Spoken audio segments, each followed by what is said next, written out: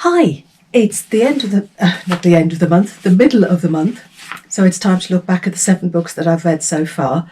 An interesting first half of the month. I've had 2 5 stars, which is pretty good going because I've found that this year I'm struggling to find 5 stars. So to get 2 in the first half of the month is brilliant. So what did I read? The first one I read was Time Shelter by Gerogi Gospodinov. And this won the International Booker Prize this year. And there's no real plot. There's a dystopian feel to it. And it's about the past and how we remember the past. We've got a narrator who, with this chap Gustine, is creating clinics of the past, safe rooms, safe spaces for Alzheimer's sufferers, where they can go and step foot into a different decade. And what happens is that gradually people are beginning to think that the past is a better place to be. So you've got European countries having referendum to decide a decade to turn the country back to. So you've got all these discussions on the past, how we remember the past, political discussions as well. A very thought-provoking book. The second one I read was this one of my all-time favourite crime authors, Jo Nesbo. This is the 13th in the Harry Holer series, the 13th time that we meet Harry Holer, who is a brilliant character. He's so flawed. He's always pushing the boundaries. And in this book, he's out of the police force. He's in LA, drinking himself to death until he gets called back to Oslo,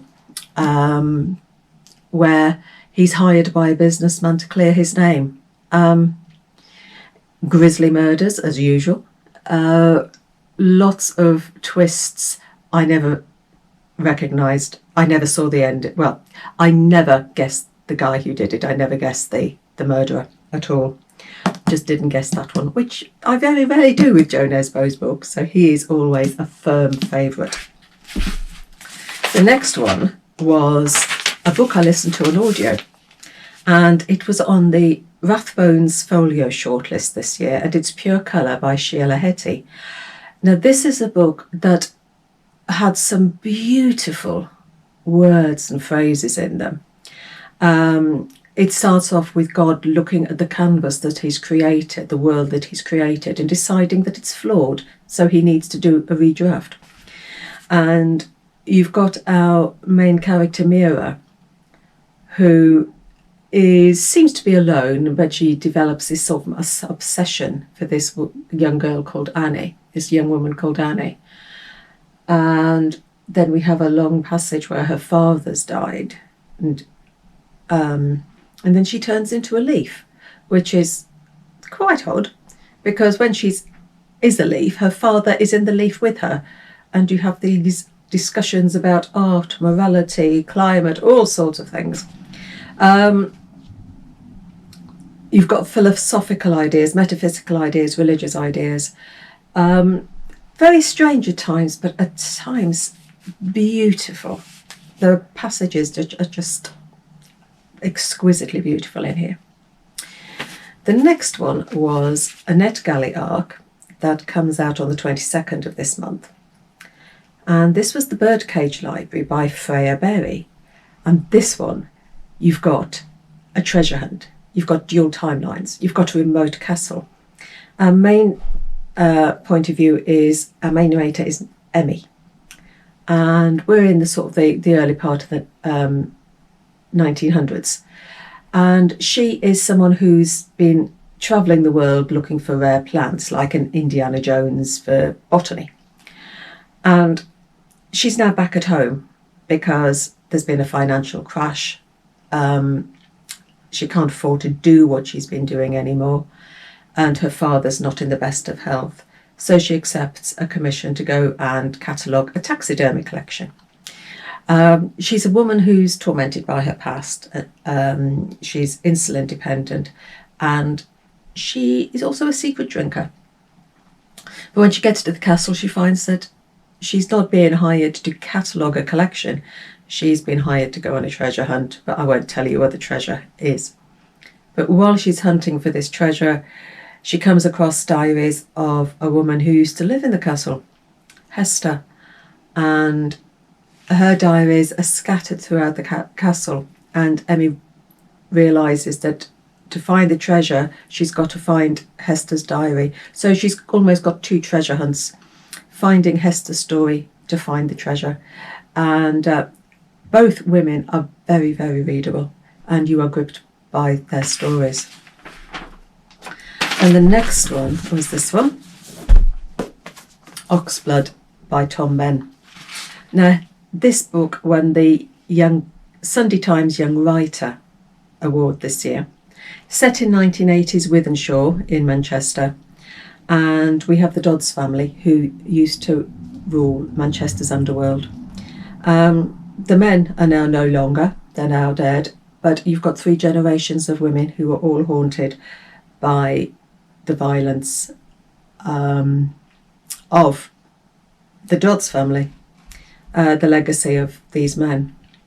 You've got Nedra, the matriarch, finding that she's no longer recognised now in the community. Rather than being the matriarch of the Dodds family, people are now almost forgetting who she is. You've got her daughter-in-law Carol, who has a ghostly lover and is almost the keeper of all the backstories. And then you've got Jan, her granddaughter, a 15, 16-year-old, who's already got a child, and because she's never had any affection at home, uses sex as a bartering tool. She wants some cigarettes, she'll find a lad to have sex with in exchange for cigarettes. It's that type of relationship. And all these women have been affected by their connection to the Dodds family. So a very powerful read, this one.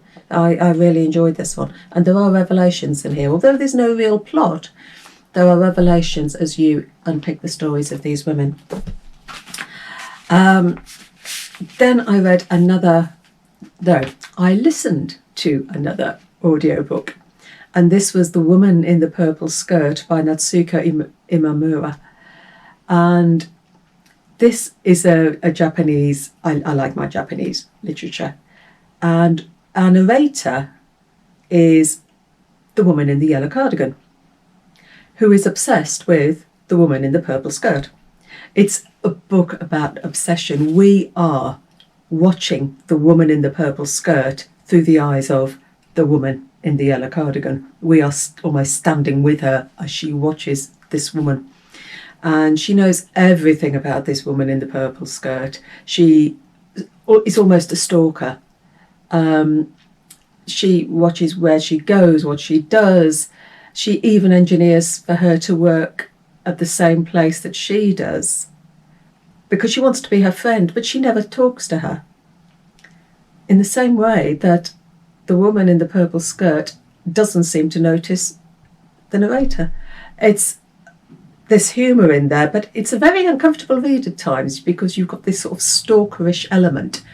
But there's never any threat, there's never any danger there. It's almost an obsession brought about by loneliness.